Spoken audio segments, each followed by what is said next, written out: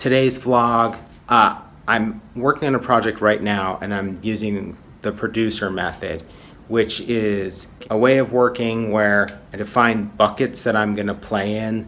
So the project I'm doing right now, there's hand-drawn abstractions, there's a version that's about color overlays, there is radiating forms, some of those are drawn, some of those are made digitally, but there's a bunch of different stuff.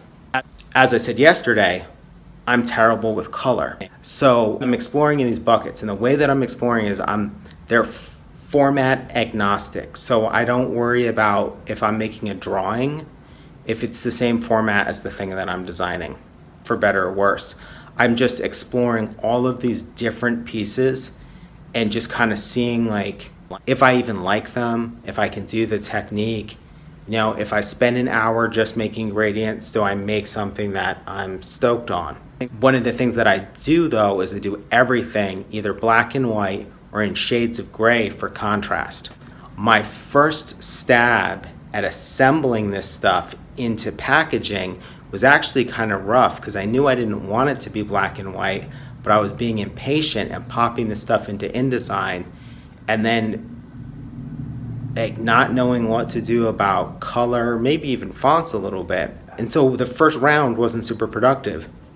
One of the things that I have to remember in working like this is that because I'm gonna work black and white, that I've got to remember to build in some pre-production time just to look at color and then to format the artwork in different color palettes. Like right now, one of the things is a set of drawings that's like patterns, and there's, I don't know, 6 pieces.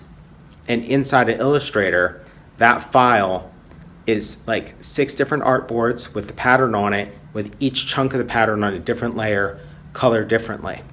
That takes a little bit of time to do, and I'm going through and there's like another one that's this kind of sound mountain, and there's like 5 artboards of that, and each kind of radiating form is a different color.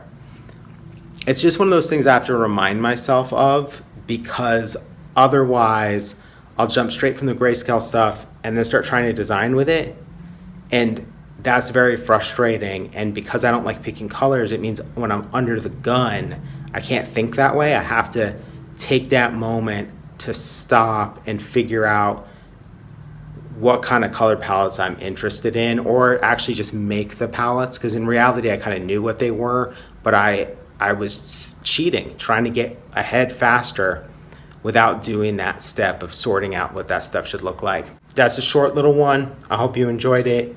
If you got any questions or comments, leave them. See ya.